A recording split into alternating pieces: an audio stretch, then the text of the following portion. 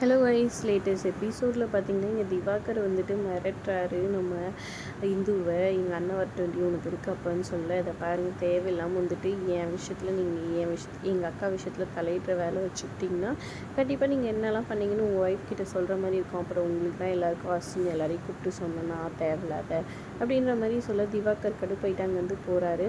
அதுக்கப்புறம் இங்கே பார்த்தீங்கன்னா தீபா வந்துட்டு ஃபஸ்ட் நைட் ரூம் ரெடி பண்ணியிருக்காங்க. அதை பார்த்து கார்த்திகோட அம்மா வயிறு எரிஞ்சு கடுப்பாயிருக்காங்க. எப்போரா நிறுத்துறதுன்னு யோசிச்சுட்டு இருக்காங்க. அப்புறம் தீபாவை ரெடி பண்ணி அவங்க ஃப்ரெண்ட்ஸ்லாம் ரூம்குள்ளே அமுச்சிட்டு போகிறாங்க. தீபாவே சந்தோஷமாக ரூம்குள்ளே போக கார்த்திக் பார்த்துட்டே இருக்காரு. இது ஒன்றும் நம்மளுக்கு வாட்டி இல்லைன்னு சொல்ல அப்புறம் 2 பேருக்கு கிண்டலாம் சிரிச்சு இது பண்ணிக்கிறாங்க.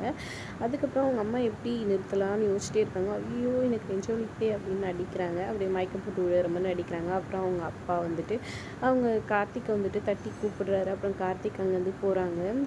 அடுத்தது இங்கே பார்த்தீங்கன்னா தீபா இந்து வந்துட்டு வீடெல்லாம் க்ளீன் பண்ணி தொடச்சிட்ருக்குறாங்க. அப்போ கரெக்டாக கிருபாவை கூட்டிகிட்டு வரேன்னு சொல்லிட்டு திவாகர் கிளம்புறாரு. நானும் வரேன்னு சொல்லிட்டு சந்தோஷமாக நம்ம கர்ணா வந்துட்டு கிளம்ப, நீ யார் அனாதை பையில இந்த பொம்பளைங்க சொல்கிற வேலைங்களை செஞ்சுட்டு எடுபடி வேலை தான் நீ பார்க்கணும், இந்த மாதிரி வேலையெல்லாம் நான் பார்த்துக்கிறேன்னு சொல்லிட்டு இங்கே இவங்க கர்ணாவோட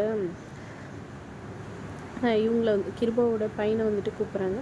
கூப்பிட்டு இவன் தான் இந்த வீட்டோட சிங்கம், இவனை தான் வந்துட்டு கூட்டிகிட்டு போவேன், என் அண்ணனோட பையன் வாடா போகலாம் அப்படின்னு சொல்லிட்டு கூட்டிகிட்டு போகிறாங்க. அவருமே வந்துட்டு 2 பேரும் போயிட்டு கோர்ட் வாசலில் நின்றுட்டுருக்காங்க.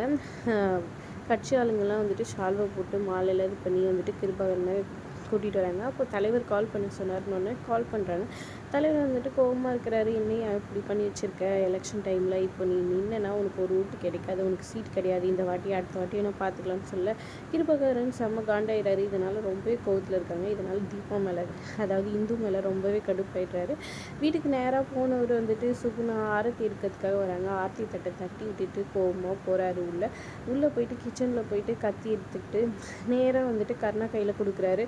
போட்டு தள்ளுறா அப்படின்னு சொல்லிட்டு சொல்ல கர்ணா வந்துட்டு ஒரே ஒரு முறை நான் உங்கள் மேலே வச்சுருக்க விசுவாசத்துக்கு எனக்கு இது பண்ணுங்கள், இந்த விஷயத்தில் தீபா எந்த தப்பும் பண்ணல, நான் யார் பண்ணாங்க அது வேறு ஒரு லேடி தான், அது கண்ணு தெரியாதவங்க கையில் தான் ஃபோன் வாங்கி பேசியிருக்காங்க, அவங்கக்கிட்ட பேச வச்சேன் நான் தீபாவே, ஆனால் அதாவது இந்துவியே, ஆனால் அவள் வாய்ஸ் இல்லைன்ற மாதிரி சொல்லிட்டார் அவருக்கு அந்த வாய்ஸ் நல்லா ஞாபகம் இருக்கா, அதனால் அந்த லேடி யார் நான் கண்டுபிடிச்சி உங்கள்கிட்ட சொல்கிறேன், எனக்கு 2 நாள் மட்டும் டைம் கொடுங்க, உங்கள் விசுவாசத்துக்கு நான் உண்மையாக இருக்கிறது தெரிஞ்சா அப்படின்ற மாதிரி சொல்ல உடனே சரின்ற மாதிரி அவரும் ஒத்துக்கிறாரு.